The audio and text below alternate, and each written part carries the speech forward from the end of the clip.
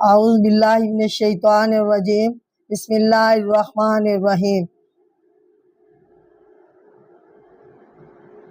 تو ناظرین، ہم اللہ تعالیٰ کا نام لے کر اپنا درس شروع کر رہے ہیں، اور تاکہ اللہ تعالیٰ کی مدد ہمارے ساتھ ہو جائے اور زندگی کے ہر مرحلے میں ہم کامیاب ہوں۔ اعوذ باللہ من الشیطان الرجیم بسم اللہ الرحمن الرحیم۔ میں پناہ مانگتی ہوں شیطان مردود سے۔ شروع کرتی ہوں اللہ تعالیٰ کے نام سے جو بڑا مہربان نہایت رحم کرنے والا ہے۔ سبحانک رب العزت عما یصفون وسلام علی المرسلین الحمدللہ رب العالمین الرحمن الرحیم۔ تو الم نشرح لک صدرک ووضعنا عنک وزرک الذی انقض ظہرک ورفعنا لک ذکرک فإن مع العسر یسرا فإذا فرغت فانصب وإلی ربک فارغب۔ تو ناظرین، اب میں آپ کے سامنے قرآن پاک کی سورۃ بقرہ اور اس کی آیت 195 اسی کا بقیہ حصہ جو ہے آپ کے سامنے پیش کروں گی، ترجمہ و تفسیر۔ تو ملاحظہ فرمائیے، والعمرۃ للہ فإن احصرتم فما، یعنی اور عمرہ اللہ کے لیے پورا کرو، پھر اگر فإن احصرتم فما، پھر اگر روک دیے جاؤ تو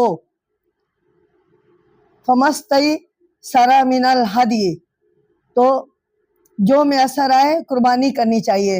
تو اس آیات کا ترجمہ کچھ ایسے ہے کہ العمرات، یہ عمرہ سے چھوٹا حج بھی کہتے ہیں، یعنی عمرہ ادا کرنے کے آداب۔ البتہ عمرہ ادا کرنے کے لیے ایام حج کی قید نہیں، ہر وقت ادا ہو سکتا ہے۔ دوسرے اس کے مناسک اور مراسم میں بھی حج سے کم ہے، یعنی للہ، اللہ کے لیے، حج اور عمرہ محض، حج عمرہ محض اللہ کی رضا کے لیے بجا لاؤ، نیت خالص رکھو اور ان قاعدوں اور حکموں کا جانداری کے ساتھ خیال رکھو جو اللہ نے مقرر فرمائے ہیں۔ ان باتوں سے بچو جن سے منع کیا گیا ہے۔ تو ناظرین، احصر تم روک دیے جاؤ، یعنی جہاں آپ کو کسی بیماری کی علامت کی وجہ سے یا کسی مجبوری کی وجہ سے روک دیے جائے تو رک جاؤ، یعنی جس کی نفلی مہینے گھر جانے اور بند ہو جانے کے ہیں، خواہ یہ گھر جانا کسی سبب سے ہو۔ یہاں اس سے مراد یہ ہے کہ حج کا ارادہ رکھنے والا اگر کسی مجبوری کی بنا پر یا بیماری کی وجہ سے منزل پر نہ پہنچ سکے تو وہ نہ پہنچ سکے، یا کسی دشمن نے اس کا راستہ روک رکھا ہو، یا کوئی موسمی اور دوسری رکاوٹ حائل ہو گئی ہو، تو اسے چاہیے خدا قربانی، یعنی لفظی معنی اس پیشکش کی ہے جو خانہ کعبہ کے لیے بھیجی جائے، یعنی یہاں اس سے مراد قربانی ہے۔ تو آپ قربانی کا جانور ہے۔ اس آیت میں اللہ تعالیٰ نے مسلمانوں کو حج اور عمرہ کے حکم کے ساتھ ہی فرمایا ہے کہ اس عبادت کو بجا لانے میں صرف ایک مقصد پیش نظر ہونا چاہیے، یعنی اللہ کی رضامندی اور خوشنودی۔ تو اس سفر سے کھیل تماشا اور مطلوب ہو اور نہ سیر و تفریح، بلکہ اس میں جس قدر قواعد اللہ تعالیٰ نے بیان فرمایا ہے ان کے مطابق عملی ہونا چاہیے۔ اس حکم میں اللہ تعالیٰ نے معذور لوگوں کے لیے رعایت بھی رکھی ہے۔ ہو سکتا ہے کہ ایک شخص حج یا عمرہ کرنے کے لیے احرام باندھ لے، لیکن بدقسمتی سے راستے میں وہ بیمار پڑ جائے یا پھر کوئی اور دشواری اور مجبوری پیش آ جائے۔ تو ناظرین، مثلا راستہ نہ ملے اور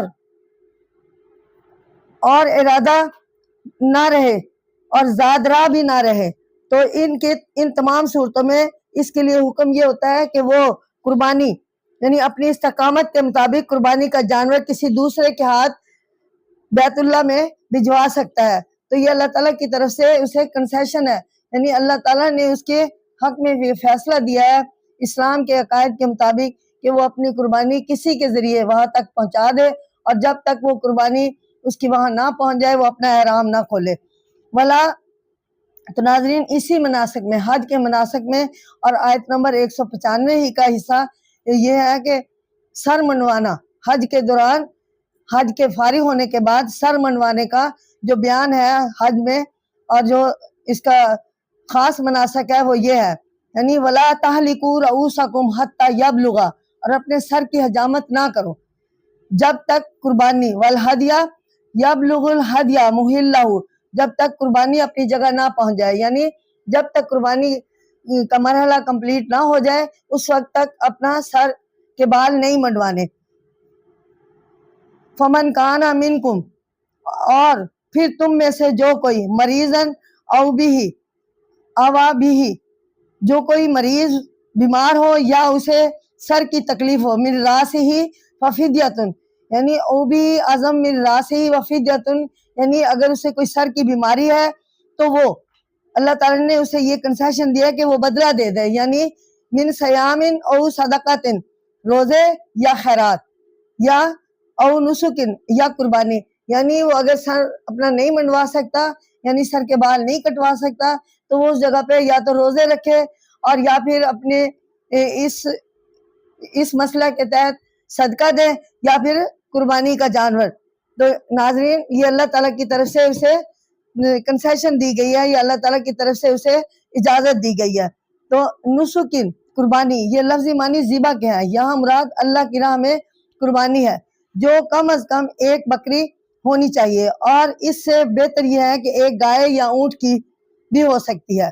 محل، اپنی جگہ، یعنی قربانی کی جگہ، اس سے مراد حرم شریف ہے، یعنی حرم شریف میں کہ قربانی اس کی کمپلیٹ ہو جائے اور وہ حرم میں پہنچ جائے۔ اسلام ایک فطری مذہب ہے، یعنی قربانی کے بعد انسان جو ہے اپنا احرام کھول دے اور جو اللہ تعالیٰ نے حج کے مناسک واجب کیے ہیں وہ ادا کرے، اور اس کے بعد حج زیارت کرے، یعنی عمرہ کرے، طواف زیارت۔ اسلام ایک فطری مذہب ہے، اس کے احکام انسان کے فطرت کے بالکل مطابق بنائے گئے ہیں۔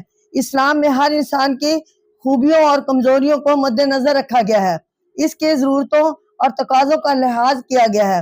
ایسے کام جو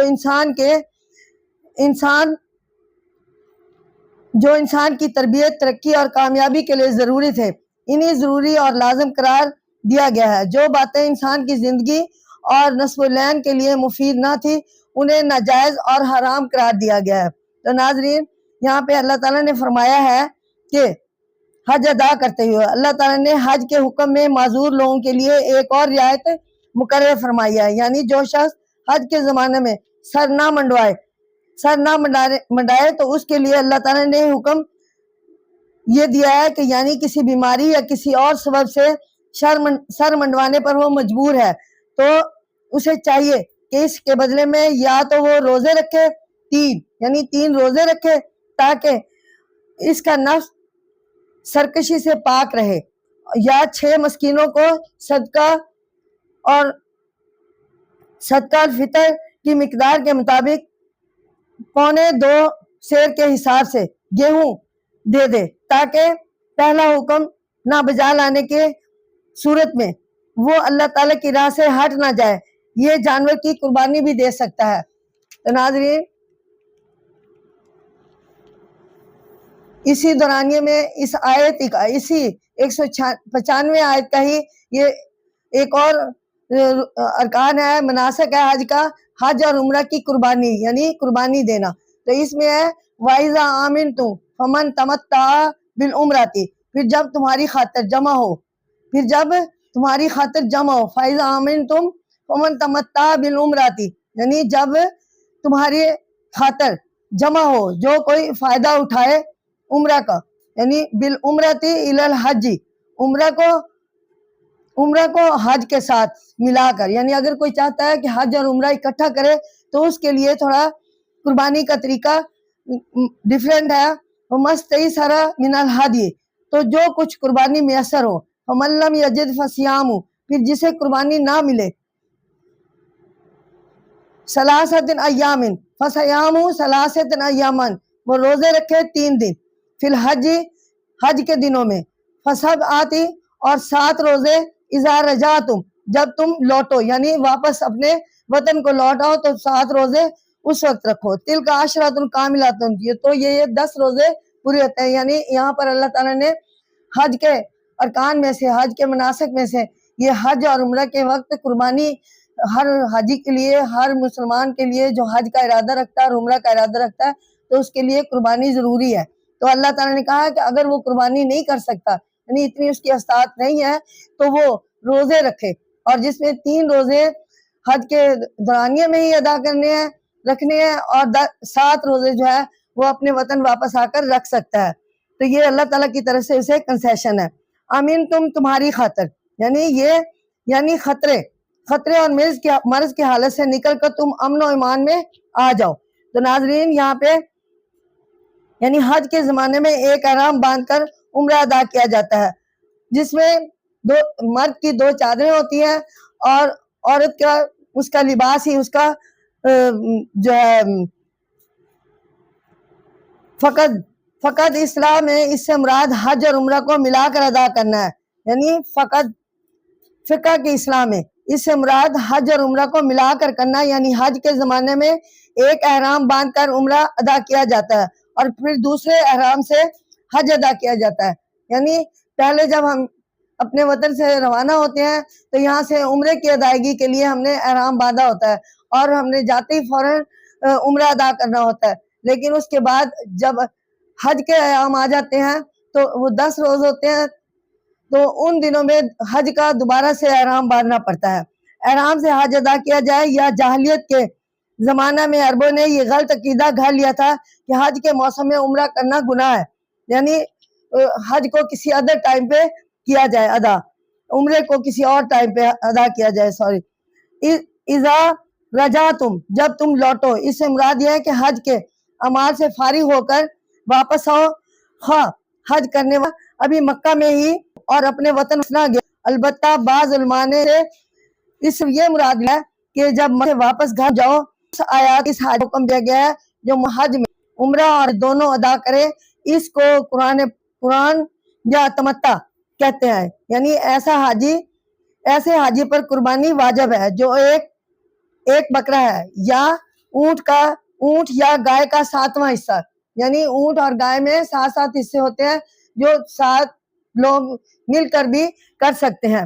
یہ قربانی اس پر واجب نہیں جو فقط حج ادا کرے اور اس کے ساتھ عمرہ نہ کرے، یعنی اگر صرف حج کرنا ہے تو اس پر یہ قربانی واجب نہیں ہے، البتہ اگر وہ ساتھ عمرہ کرتا ہے تو اس پر یہ قربانی واجب ہے۔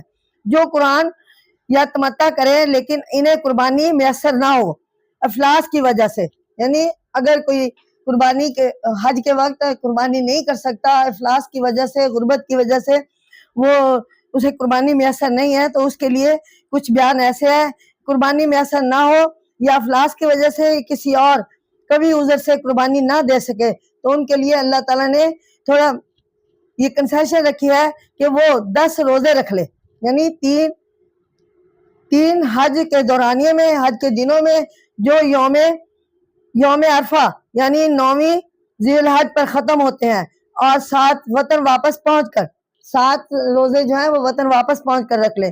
روزوں کی شکل میں یہ کفارہ دینا اس لیے ضروری قرار دیا گیا ہے کہ آدمی جب اللہ کا حکم پورا نہ کر سکے تو کہے کہ اس کا نفس اسے بغاوت پر نہ فرمانی کے طرف نہ لے جائے۔ تو ناظرین، اس لیے اس کے بدلے روزے رکھے تاکہ اس کا نفس پاکیزہ اور اس کی نیت نیک رہے۔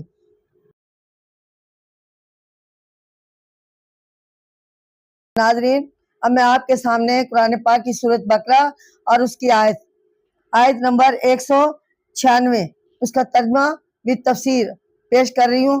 تو یعنی قربانی کے حکم کی وضاحت: ذالک لمن لم یکن اہلہ حاضرین، یہ حکم اس کے لیے ہے جس کے گھر سے مسجد احرام یعنی حاضر المسجد الحرام، مسجد حرام کے پاس نہ رہتے ہوں، یعنی جو اس علاقے سے دور رہتے ہو۔ واتقوا اللہ واعلموا، اللہ سے ڈرتے رہو اور جان لو ان اللہ، بے شک اللہ، شدید العقاب، اللہ کا عذاب سخت ہے۔ تو ناظرین، یہاں پہ تھوڑا سا تقوی کے بارے میں بیان کیا گیا ہے۔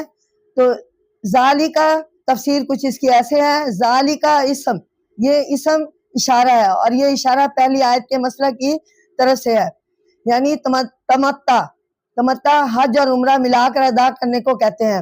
آیت کا مقصد یہ ہے کہ حج اور عمرہ کو ملا کر ادا کر لینے کا فائدہ اٹھانے کی اجازت صرف باہر والوں کو ہے بلکہ مکہ میں رہنے والوں کو نہیں۔ حاضرین، مسجد حرام کے پاس مراد ہے کہ مکہ اور اس کے گرد و نواح کے رہنے والے تمام باشندے، یعنی میقات حد کے ادھر رہنے والے سب اس میں شامل ہیں۔ میقات مین جہاں سے حاجی حضرات جو ہیں وہ اپنا حج کی عمرے کی نیت کرتے ہیں اور وہاں احرام باندھتے ہیں اور پھر جو ہے حج کے لیے حرم شریف میں جاتے ہیں، یعنی میقات یعنی عائشہ مسجد سے احرام باندھ کر جانا، وہ بھی حرم شریف میں جا کر عمرہ ادا کرنا، یا پھر مدینہ سے جا کر جب ہماری واپسی ہوتی ہے مدینہ سے جا کر دوبارہ مکہ میں جاتے ہیں تو پھر احرام باندھ کے جاتے ہیں، تو وہ بھی عمرہ اس وقت ہم عمرے کی نیت کر سکتے ہیں۔ اس مقام کو کہتے ہیں جہاں سے حرم کی حدود شروع ہو جاتی ہے، اور جہاں پہنچ کر حج اور عمرہ کی نیت کر لینا اور احرام باندھ لینا واجب ہو جاتا ہے۔ مختلف اطراف سے خانہ کعبہ میں حج کے لیے آنے والوں کے واسطے میقات الگ الگ ہے، یعنی الگ الگ، جیسے ان کیس ہم پاکستان سے جاتے ہیں تو ہمارا احرام ہم پاکستان سے ہی باندھ لیتے ہیں، کیونکہ میقات جو ہے سفر کے دوران میں راستے میں آتا ہے، تو اس لیے ہمارا سفر شروع کرنے سے پہلے ہی احرام باندھ کر ہم اپنا سفر شروع کرتے ہیں۔ واتقوا اللہ، اللہ سے ڈرتے رہو، یعنی ان تمام احکام کی بجاوری میں اور تعمیل میں اللہ کا خوف، اللہ کی موجودگی کا تصور سامنے رکھ کر تمام نیکیوں کی بنیاد یہی تقوی ہے۔ ایک بار پھر غور کیجئے کہ ہر حکم کے بعد تقوی کا ہی مطالبہ ہو رہا ہے۔ تو شدید العقاب یعنی سخت عذاب دینے والا، علماء کا قول ہے کہ یہاں عذاب کے ساتھ شدید کا لفظ خاص طور پر اس لیے لایا گیا ہے کہ جس طرح بیت اللہ جیسے مقدس مقام پر انسان نیکی کرے تو اس کا ثواب زیادہ ملتا ہے، اسی طرح اگر یہاں پہنچ کر کوئی گناہ کا مرتکب ہو جائے تو اسے اس قدر مقدس مقام کے لحاظ سے سزا بھی دگنی ہی ملے گی، سخت ملے گی۔ پچھلے سبق میں جو رعایت بیان کی گئی تھی یہ اس کی شرط بیان کی گئی تھی۔ رعایت یہ تھی کہ اگر لوگ حج اور عمرہ ملا کر کرنا چاہیں تو ایسا کر سکتے ہیں، البتہ انہیں اپنی استطاعت کے مطابق قربانی دینی ہوگی۔ حج اور عمرہ ملا کر کرنے کی اجازت ان کے لیے ہے جو مکہ معظمہ اور اس کے آس پاس کے بستیوں کے رہنے والے نہ ہوں۔ اس حکم کے ساتھ ایک مرتبہ پھر یہ واضح کر دیا گیا ہے کہ اصل چیز تو تقوی ہے۔ ہر حکم اور عبادت کو پورا کرتے وقت اللہ کا خوف اور اس کی خشنودی پیش نظر رہنی ضروری ہے۔ تو ناظرین، اب میں آپ کے سامنے اسی آیت کا بقیہ حصہ یعنی زمانہ حج اور اخلاقی حدود، یعنی حج کے دورانیے میں اخلاقی حدود، یعنی جو ہمارے اوپر حدود یعنی جو حدیں ہیں، یعنی حج کے دورانیے میں جو پابندیاں ہیں اللہ تعالیٰ کی طرف سے ان کا خیال رکھنا۔ تو ناظرین، الحج اشہر معلومات فمن فرض فیہن الحج فلا رفث، حج کے چند مہینے معلوم ہے، پھر جس نے فمن فرض پھر جس نے ان میں حج فیہن الحج لازم کر لیا تو عورت سے بے حجاب نہ ہو، فلا رفث ولا فسوق، اور نہ حج کے زمانہ میں، ولا جدال فی الحج، گناہ اور جھگڑا کرے، یعنی کوئی ایسا کام نہ کرے حج کے دورانی میں اللہ تعالیٰ کی طرف سے ہم پر کچھ پابندیاں عائد ہو جاتی ہیں، بلکہ زیادہ ہی ہو جاتی ہیں کہ ہر حال میں ہمیں محتاط رہے گناہ سے اور جھگڑا کرنے سے۔ تو ناظرین، یہاں پہ ہمیں ان پابندیوں کا خیال رکھتے ہوئے جو اپنے پر عائد ہیں تو میں کچھ بیان فرما رہی ہوں آپ سے اس آیت کی تفسیر۔ الشہر مہینے حج کے لیے شوال، ذی القعد اور ماہ ذی الحج کے 10 دن مقرر ہیں۔ حج کے اصل ارکان ذی الحج کے دوسرے ہفتہ میں ادا ہوتے ہیں۔ تو حضرت امام ابو حنیفہ کا قول ہے کہ حاجی جب چاہے احرام باندھ سکتا ہے، لیکن وہ ماہ شوال سے پہلے اس کا باندھنا ناپسندیدہ ہے۔ اس کے نزدیک شوال سے پہلے بھی احرام باندھ لینا اس لیے جائز ہے کہ وہ احرام حج کا رکن نہیں بلکہ صرف حج کے لیے شرط ہے۔ تو ناظرین، فرض فیہن الحج، ان میں حج لازم کر لیا، یعنی حج کے موسم میں حج کرنے کی نیت کر لی، اور حج اپنے اوپر واجب کر لیا، اس لیے لازم کرنے کی عملی نشانی احرام باندھ لینا ہے۔ تو ناظرین یہاں پہ رافسا عورت سے بے حجاب ہونا یہاں مراد ہے بیوی سے خلوت کے ساتھ مخصوص باتوں کا کرنا۔ فسون گناہ کرنا، اس سے مراد ہر قسم کے چھوٹے بڑے گناہ ہیں۔ جدالہ جھگڑا کرنا، مار پیٹ، ہاتھا پائی، حجت تکرار، گالی گلوچ اور ناشائستہ الفاظ سے خطاب کرنا، یہ حج کے دورانیے میں احرام باندھنے کے بعد ہمارے اوپر پابندیاں عائد ہو جاتی ہیں۔ اس آیت میں حج کے چند ضروری احکام بیان کیے گئے ہیں۔ حج کے مہینے مقرر کر دیے گئے ہیں اور اس دورانیے میں خاص طور پر 3 باتوں سے باز رہنے کی تلقین کی گئی ہے۔ نمبر 1، بیوی کے ساتھ اختلاط بے حجابی بالکل ممنوع ہے، حتیٰ کہ زبان پر لانے کی بھی اجازت نہیں۔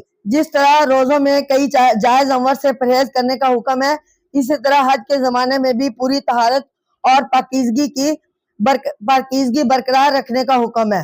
نمبر 2، تمام قسم کے چھوٹے اور بڑے گناہوں سے بچے رہنا چاہیے۔ ظاہر ہے کہ احرام کی حالت میں جب کئی جائز کام بھی ناجائز ہیں تو دوسرے گناہوں سے تو بچنے کی سختی سے تلقین لازمی تھی۔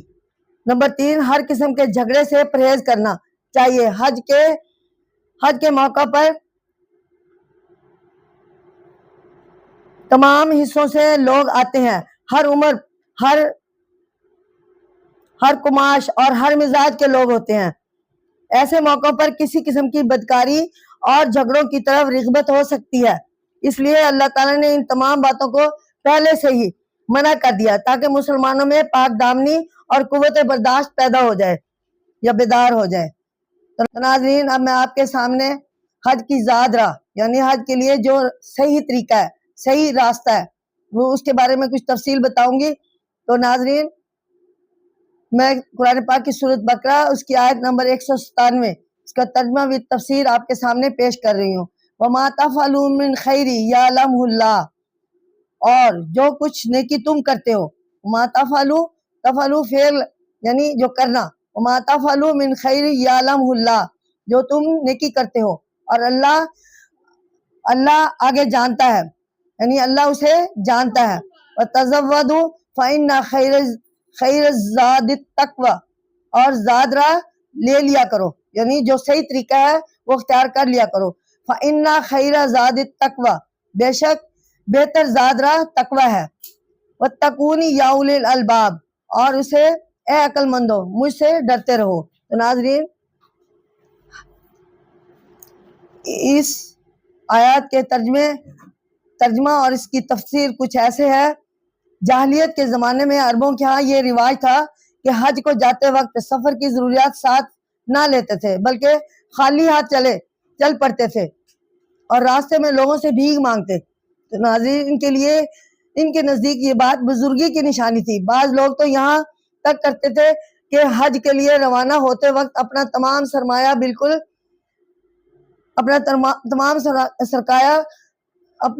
سرمایہ لوگوں میں بانٹ دیتے تھے، لٹا دیتے تھے۔ یہ معمول ان لوگوں نے خام خواہ اپنے دل سے گھڑ رکھا تھا، حالانکہ یہ کسی طرح عبادت کا حصہ نہ تھا۔ یہ چیزیں اللہ تعالیٰ کے نزدیک ہرگز قبول نہیں تھی کیونکہ اس طرح دوسروں پر بوجھ پڑتا ہے۔ تو ناظرین یہاں پہ کچھ ایسے فرمایا گیا اس آیات کے بارے میں۔ اللہ تعالیٰ نے فرمایا کہ روزانہ روانہ ہوتے وقت ضرورت کے مطابق روپیہ پیسہ ساتھ لے کر جائے اور اپنا بوجھ کسی دوسرے پر نہ ڈالیں۔ اللہ تعالیٰ نیتوں اور ارادوں کو جانتا ہے، ظاہری نمائش اور بناوٹی پاکیزگی کو پسند نہیں کرتا۔ اس لیے اگر تم راستے کے لیے سفری خرچ لے لو تو اس میں گناہ کی کوئی بات نہیں اور نیکی کے منافق نہیں۔ تو ناظرین اس میں کوئی شک نہیں کہ اصل چیز تقوی ہے، یعنی فطری طور پر پرہیز کرنا اور نیکی کی طرف فطری طور پر رغبت کرنا۔ اس لیے اللہ ہی سے ڈرتے رہنا چاہیے۔ تقوی سے مراد یہ ہے کہ اللہ تعالیٰ کا ہر حکم پورے خلوص، جانداری اور اطاعت سے بجا لانا چاہیے۔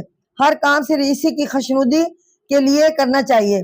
دکھ، تکلیف، پریشانی اور مصیبت اور آفت کے دنوں میں صرف اسی کو اپنا सहारा समझना चाहिए, नजात के लिए इसी को पुकारना चाहिए, सुख और आराम में इसी का शुक्र अदा करना चाहिए। तो नाज़रीन, यही तकवा है जिसके मानी कुरान मजीद में बार बार हुक्म आता है कि इसकी अहमियत मुसलमानों के नज़दीक बहुत ज़्यादा है और इसे भूल जाने से इंसान की ज़िंदगी नाउमीद, परेशानी और नाकामी से भर जाती है। लिहाजा तकवा में कमाल हासिल करने के लिए हम वक्त कोशिश करनी चाहिए। हज तकवा पैदा करने का एक आला जरिया है।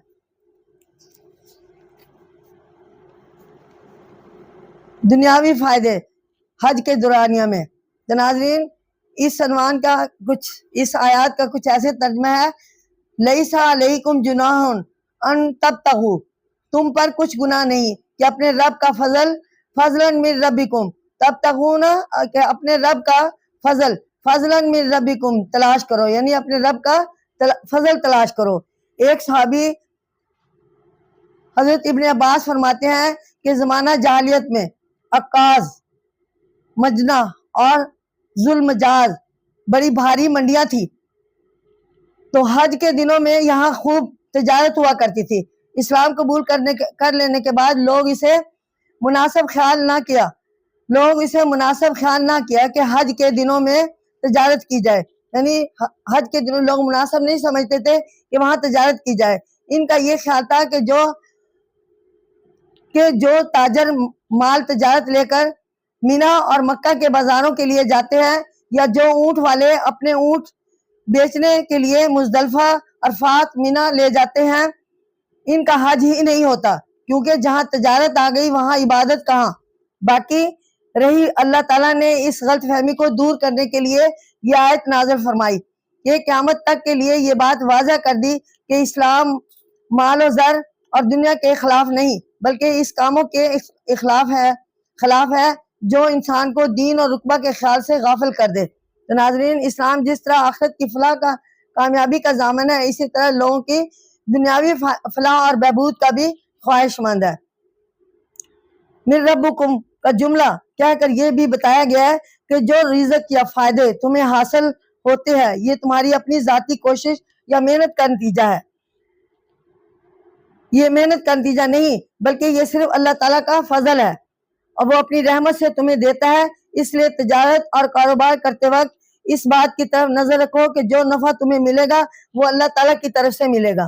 तो नाज़रीन, इसी आयत ने अरफात और मशअर अल हराम, फाइजा फस्तुम मिन अरफातिन, फिर जब तवाफ के लिए अरफात से लौटो, फज़कुरुल्लाह इंदल मशअर अल हराम, तो मशअर अल हराम के नज़दीक अल्लाह को याद करो। तो नाज़रीन, यहाँ पे इस आयत की तफसीर कुछ ऐसे बयान हुई है कि अरफात मक्का मुअज़्ज़मा से जो सड़क मशरिक की तरफ ताइफ को जाती है, उस पर मक्का के 12 मील के फासले पर कई मील के रकबा का एक लंबा चौड़ा मैदान है। इसका नाम मैदान अरफात है, जहाँ हाजी लोग जो है वो हज अदा करते हैं, और वहाँ पे इसका नाम अरफात है। इस मैदान में एक पहाड़ी भी वाक़ है, इसका नाम अरफात है, जिस बुलंदी सतह जमीन से 200, यानी इस पहाड़ी की बुलंदी सतह जमीन से 200 गज है। यानी तमाम साल ये मैदान बिल्कुल सुनसान पड़ा रहता है, लेकिन 9 ज़िल हज को हाजियों की आमद से इसमें बहुत रौनक हो जाती है। हाजी 9 ज़िल हज की दोपहर तक मीना में आ जाते हैं और अगले रोज ज़िल हज को सूरज निकलते वक्त ही अरफात को रवाना हो जाते हैं। मैदान अरफात जहाँ हज अदा किया जाता है, हज का खुतबा सुना जाता है, जहाँ हमारे नबी करीम सल्लल्लाहु अलैहि वसल्लम ने हज अदा किया, ये वो मकाम है। और दोपहर को अरफात के मैदान में पहुंच जाते हैं। दोपहर असर के वक्त तक हाजियों को वहीं रहना पड़ता है। इस क़याम को इस्लाह में वक़ुफ़ कहा जाता है। इस मैदान में हाजिरी हज का सबसे ज्यादा अहम काम है। अगर कोई ख्वाब बीमार है तो उसने भी उस मैदान में पहुंचना है। अरफात के मैदान में क़याम का ये सारा वक्त तौबा, इस्तग़फ़ार, अल्लाह ताला की याद में गुजारना चाहिए। जब सूरज ग़रूब होने के करीब आए हो तो मुज़दलिफ़ा मशअर अल हराम के लिए कूच होना चाहिए, यानी ज़ोहर और असर की नमाज हम मैदान अरफात में अदा करते हैं और फिर हम मुज़दलिफ़ा के लिए रवाना वहां से हो जाते हैं। इस रोज ज़ोहर और असर की नमाज मिलाकर अरफात के मस्जिद निमरा में یعنی مسجد نمرہ اس کے ساتھ ہی ہے، وہاں پہ ادا کی جاتی ہے، ظہر کے وقت ادا کی جاتی ہے، اور مغرب اور عشاء کی نماز مزدلفہ میں پہنچ کر اکٹھی ادا کی جاتی ہے۔ المشرہ یعنی عشاء کے وقت ادا کی جاتی ہے، مغرب اور عشاء کی نماز اکٹھی عشاء کے وقت ادا کی جاتی ہے۔ المشعر الحرام، مشعر الحرام اور مزدلفہ میں کہ لفظی معنی نشانی یا علامت کیا ہے، اور احرام کا نفس اس کی بزرگی کو ظاہر کرتا ہے۔ اس خاص مقام کا نام ہے جو مزدلفہ کے دو پہاڑیوں کے درمیان ہے۔ ویسے سارے مزدلفہ کو بھی مشعر الحرام کہا جاتا ہے۔ اس جگہ پہ ہاتھی کھلے آسمان کے نیچے زمین پر لیٹتے ہیں اور وہیں پہ اللہ تعالیٰ کی عبادت کرتے ہیں، اور شیطان کو مارنے کے لیے کنکریاں بھی اسی میدان سے اکٹھی کی جاتی ہیں۔ مزدلفہ مکہ سے کوئی 6 میل کے فاصلے پر ہے۔ مینا کے عرفات جانے کا ایک راستہ تو سیدھا راستہ ہے، اور حاجی 9 عرفات اسی راستے سے جاتے ہیں، یعنی 9 کو عرفات اسی راستے سے جاتے ہیں، لیکن عرفات سے واپسی کے لیے دوسرا راستہ آنے کا حکم ہے۔ اس راستے میں مزدلفہ پڑتا ہے، یعنی مزدلفہ درمیان میں آتا ہے جہاں رات گزاری جاتی ہے۔ اس راستے سے جاتے ہیں، لیکن عرفات سے واپسی کے لیے دوسرے راستے سے آنے کا حکم ہے۔ اسی راستے میں مزدلفہ پڑتا ہے۔ حاجیوں کے قافلے رات یہی گزارتے ہیں، اور پہاڑی کے اوپر مسجد میں سارا وقت نماز، عبادت اور توبہ استغفار میں بسر کرتے ہیں۔ حج کے تمام اعمال سے فرض 3 ہے، یعنی احرام باندھنا، ذو الحج کی 9 تاریخ کو میدان عرفات میں حاضر ہونا، وقوف بھی کہا جاتا ہے، طواف۔ ان تینوں میں اگر اہم ترین وقف ہے۔ اس آیت میں یہ بتایا گیا ہے کہ جب عرفات میں سے واپس لوٹو تو مزدلفہ میں قیام کر کے اللہ تعالیٰ کو یاد کرو اور توبہ استغفار کرو، اللہ تعالیٰ کی عبادت سے مصروف ہو جاؤ۔ تو مزدلفہ میں ہم اپنے منہ پر کوئی کپڑا نہیں ڈال سکتے، اور نہ ہی ڈالنے کی اجازت ہے۔ البتہ رات کو ہمیں دونوں یعنی مغرب اور عشاء کی نماز ادا کر کے صبح فجر کی نماز کے بعد ہم وہاں سے نکل آتے ہیں، اور پھر سب سے پہلے ہم اپنے مینا میں آ کر سامان رکھتے ہیں، اور اس کے بعد بڑے شیطان کو کنکریاں مارتے ہیں۔ ذکر عبادت یعنی وَاذْكُرُوا كَمَا هَدَاكُمْ وَإِن كُنتُمْ، اور یہ آیت نمبر 198 ہے، اور اس کا ترجمہ اور تفسیر کچھ ایسے ہے: ذکر عبادت، وَاذْكُرْ كَمَا هَدَاكُمْ وَإِن كُنتُمْ، اور اسے اس طرح یاد کرو جس طرح تمہیں سکھایا گیا ہے، من قبلہ لمن الضالین، اور بے شک اس سے پہلے تم ناواقف تھے۔ تو ناظرین، الضالین ناواقف، یہ ضال کی جمع ہے، اس کے عام معنی گمراہ کے ہیں، لیکن یہ لفظ غافل اور ناواقف کے لیے کے معنوں میں بھی استعمال ہوتا ہے۔ یہاں ضال سے مراد اللہ تعالیٰ کے احکام سے ناواقفیت ہے۔ ذکر کے معنی یاد کے ہیں، ذکر یاد کرنے والے کو کہتے ہیں۔ یہاں ذکر سے وہ مراد عبادت الہی ہے۔ ناظرین، قرآن مجید نے لفظ ظالین استعمال کر کے یہ بھی واضح کر دیا کہ جب تک انسان اللہ تعالیٰ کی دی ہوئی روشنی سے کام نہ لے، اور اس کی بھیجی ہوئی وحی کو مشعل راہ نہ بنا لے، اور اس کے نازل کی ہوئی تعلیم کو بنیادی عمل نہ ٹھہرا لے، وہ ناواقف اور بھٹکتا ہی رہے گا۔ وہ اپنی طرف سے کتنا ہی زور لگا کر کوئی راستہ تلاش کرے اور کیسی ہی پرستش کے طریقے ایجاد کر لے، یہ پوجا کی صورتیں سورج سوچ لے، لیکن سب باتیں گمراہی کی طرف لے جائیں گی۔ اصل طریقہ وہی ہے جو اللہ تعالیٰ بتاتا ہے، اس لیے اپنے اوپر جیسے انسانوں کی خود ساختہ ہر تدبیر ناقص ہوگی، اور اس پر چلنا گمراہی کا باعث ہے۔ منظر مقصود پر پہنچنے کے لیے صحیح ترین اور رہنمائی قرآن مجید سے ملتی ہے۔ اس میں بیان کی ہوئی باتیں اس ہستی کی بتائی ہوئی ہیں جو دانا و بینا، حاضر و ناظر، حلیم اور حکیم، اور خالق اور مالک ہے۔ وہ ہماری ضروریات کو اچھی طرح جانتا ہے، اس کے لیے اپنے وسیع علم سے کام لے کر ایسی راہ بتاتا ہے کہ جو آسان اور سیدھی ہو۔ ہمیں چاہیے کہ صرف اسی راہ کو معتبر مانے، اور انسان کے گھڑے ہوئے تمام طریقوں کو چھوڑ دے۔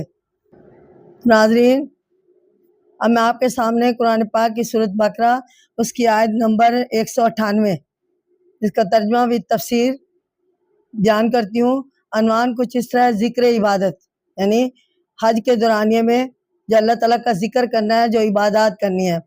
وَاذْكُرُوا كَمَا هَدَاكُمْ وَإِن كُنتُمْ، اور اسے اس طرح یاد کرو جس طرح تمہیں سکھلایا۔ وَمِن قَبْلِهِ لَمِنَ الضَّالِينَ، اور بے شک اس سے پہلے تم ناواقف تھے۔ ناظرین اس کی تفسیر کچھ ایسے ہے، ضالین، یہ ضال کی جمع ہے، اس کے عام معنی گمراہ کے ہیں، لیکن یہ لفظ غافل اور ناواقف کے معنوں میں بھی استعمال ہوتا ہے۔ اللہ کے احکام سے ناواقفیت۔ ذکر، ذکر کے معنی یاد کے ہیں، تو یہاں ذکر سے مراد ہے عبادت الہی۔ اس آیت میں بتایا گیا کہ اللہ تعالیٰ کی عبادت اور یاد ان طریقوں سے کرو جو تمہیں اللہ تعالیٰ کے رسول صلی اللہ علیہ وسلم نے بتائی ہیں۔ ان طریقوں کو چھوڑ کر اپنی طرف سے عبادت کے طریقے گھڑ لینا اور نئی صورتیں قائم کر لینا سخت گناہ ہے۔ ناظرین جاہلیت کے زمانے میں بھی لوگ بے شمار رسموں اور غلط عقیدوں پر مبتلا تھے۔ وہ یہ سمجھتے تھے کہ ان کے اپنے بنائے ہوئے مخصوص طریقے ان اللہ تعالیٰ کے قرب کا باعث ہو سکتے ہیں، لیکن قرآن مجید کے اس آیت نے پوری طرح ان گمراہیوں اور غلط فہمیوں کی تردید کر دی ہے۔ قرآن مجید نے لفظ ضالین استعمال کر کے یہ بھی واضح کر دیا ہے کہ جب تک انسان اللہ تعالیٰ کی دی ہوئی روشنی سے کام نہ لے، اس کی بھیجی ہوئی وحی کو مشعل راہ نہ بنائے اور اس کی نازل کی ہوئی تعلیم کو بنیاد عمل نہ ٹھہرائے، وہ ناواقف اور بھٹکتا ہی رہے گا۔ منزل مقصود پر پہنچنے کے لیے صحیح ترین رہنمائی جو ہے قرآن مجید سے حاصل ہو سکتے ہیں۔ اس میں بیان کی ہوئی باتیں اس ہستی کی بتائی ہوئی ہیں جو دانا و بینا اور حاضر و ناظر، حلیم اور حکیم اور خالق و مالک ہے، اور وہ ہماری ضروریات کو اچھی طرح جانتا ہے، اس لیے اس کے لیے اپنی وسیع علم سے کام لے کر ایسی راہ بتاتا ہے جو آسان اور سیدھی ہے، جو ہمیں چاہیے کہ صرف اسی راہ کو معتبر مانے اور انسانوں کے گمراہی سے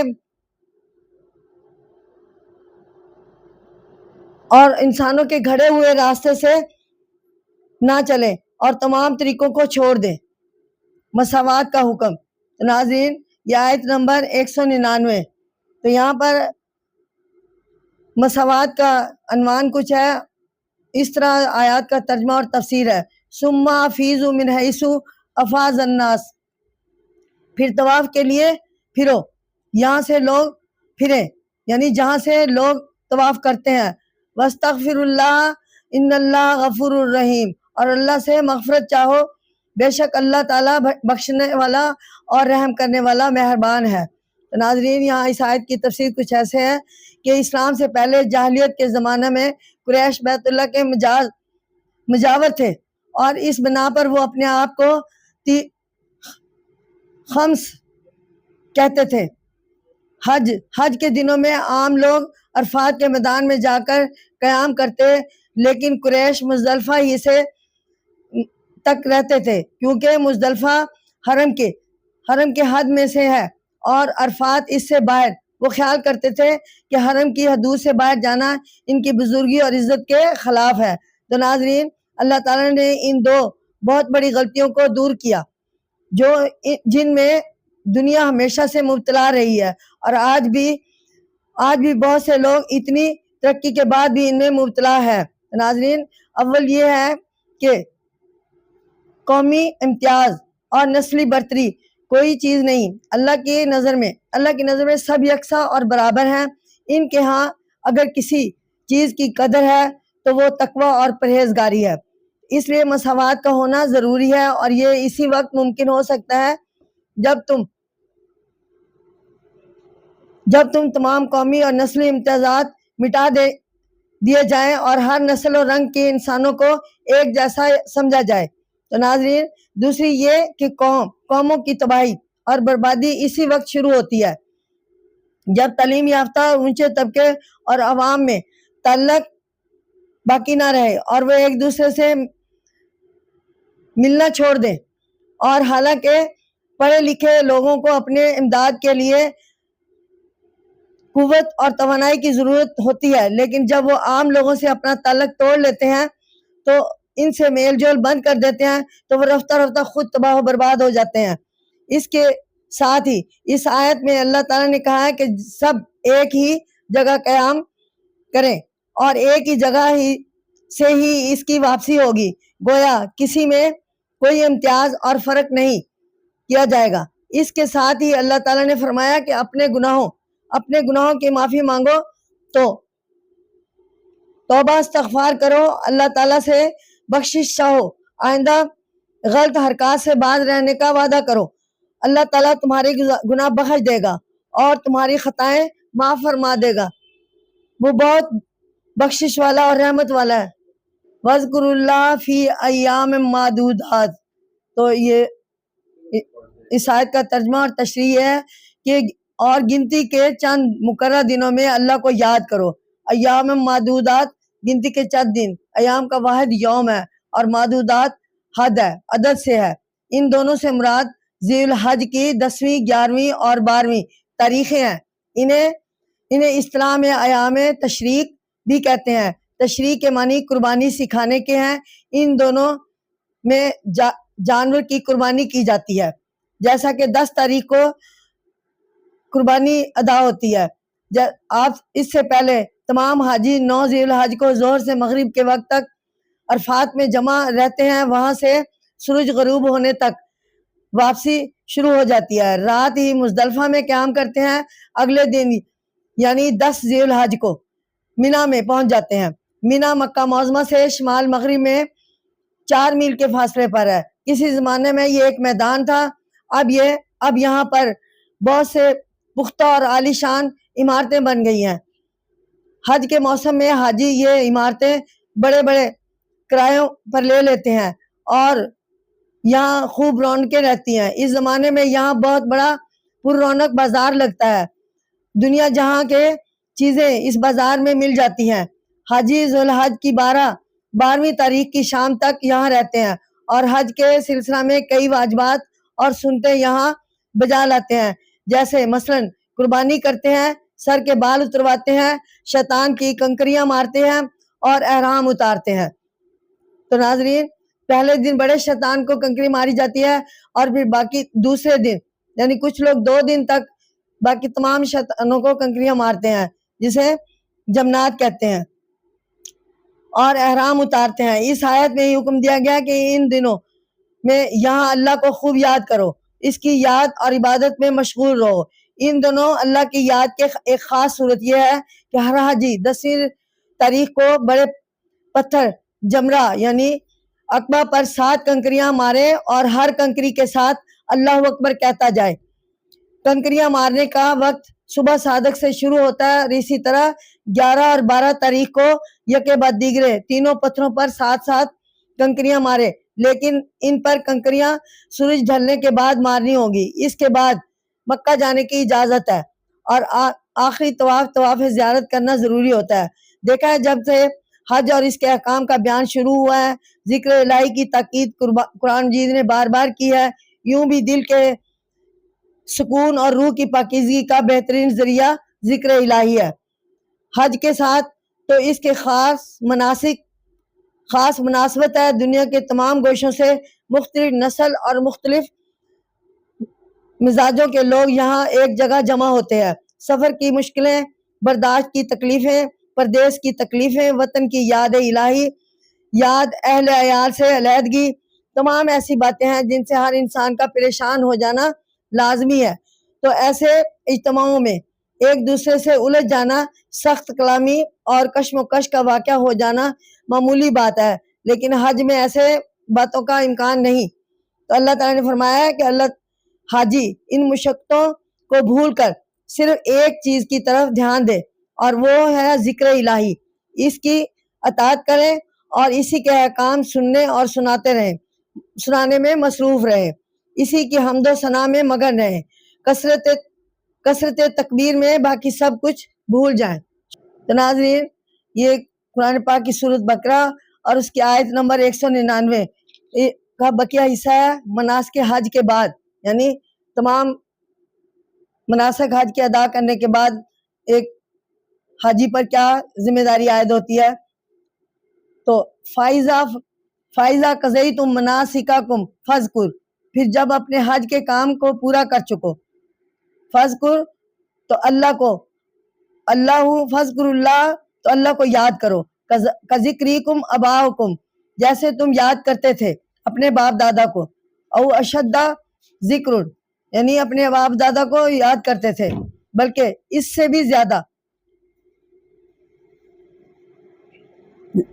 भी ज्यादा याद करो। यानी कज़ई तुम, इसकी तफसीर कुछ ऐसे है कि कज़ई तुम पूरी कर चुको, ये लफ्ज कज़ा से निकला है जिसके मानी है बजा लाना या कर चुकना, खसूसन इबादत अदा कर लेना। मनासिक अपने हज के काम, मनासिक से मुराद वो मरासम और इबादत है जिनका ताल्लुक हज से है। इन्हें मनासिक के अलावा शायर भी कहा जाता है। ये इस्लाह हज की इबादत के लिए मखसूस है।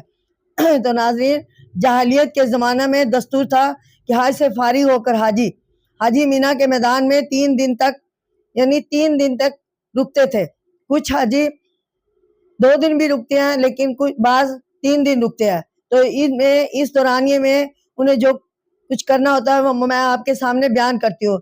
यानी 10, 11 और 12 ज़ील हज तक हाजी मीना में ही रुके रहते हैं। यहाँ अपने कबीले बाप दादा के कारनामों का जिक्र करते हैं और उनकी फजीलतें और बड़ाइयाँ बयान करते हैं। एक दूसरे से बढ़ चढ़ कर फखरिया अंदाज में खानदानी अजमत का इजहार करते हैं।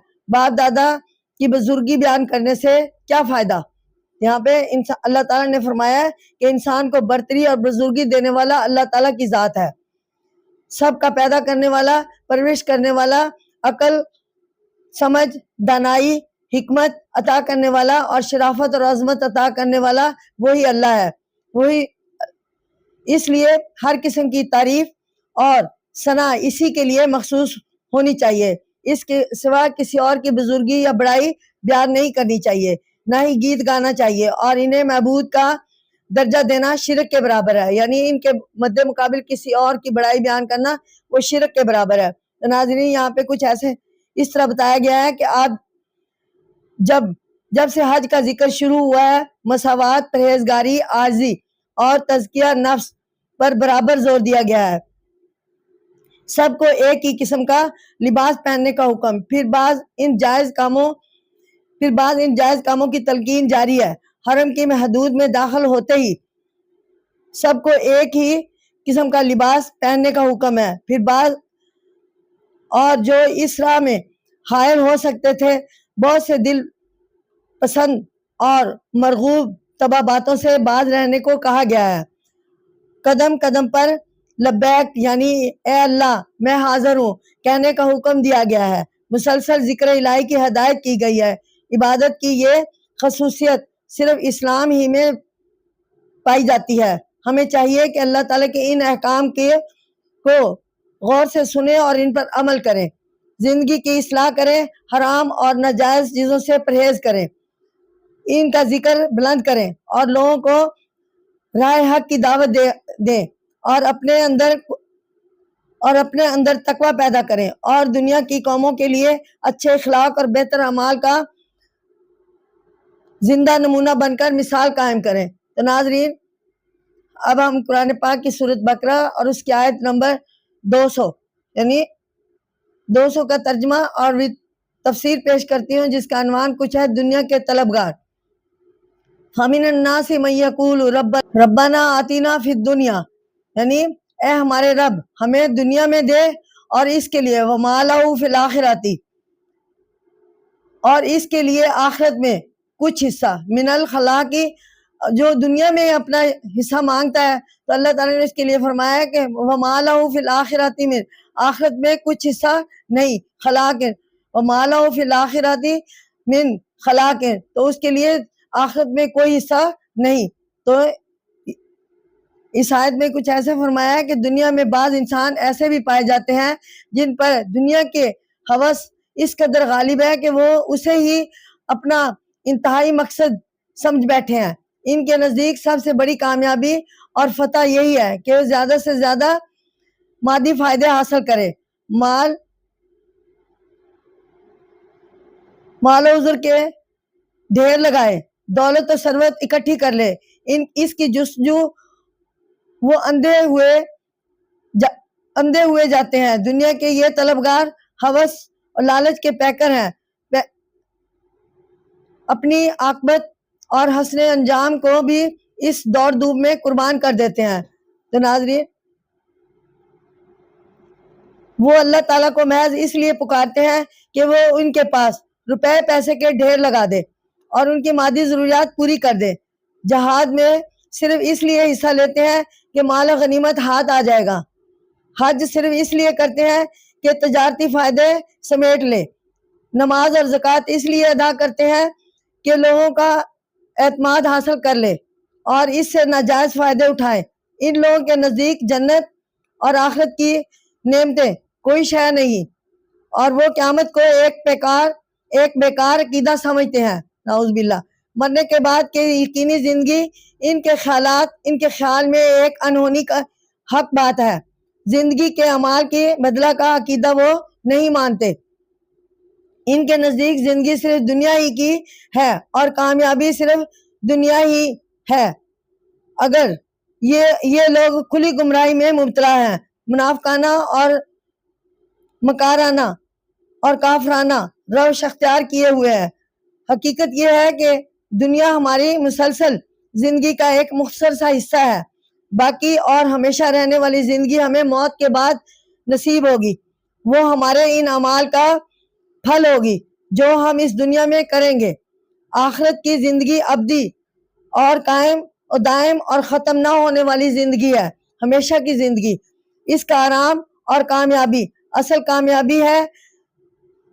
چاہے تو یہ کہ اپنی دنیا کی زندگی کو اس طرح استوار کریں کہ یہ ہمارے آنے والی زندگی کے لیے کامیابی کا زینہ بنے۔ تو ناظرین، میں اجازت چاہتی ہوں۔ السلام علیکم ورحمۃ اللہ وبرکاتہ۔ ساتھ رہیے آئندہ انشاءاللہ اگلے درس تک کے لیے۔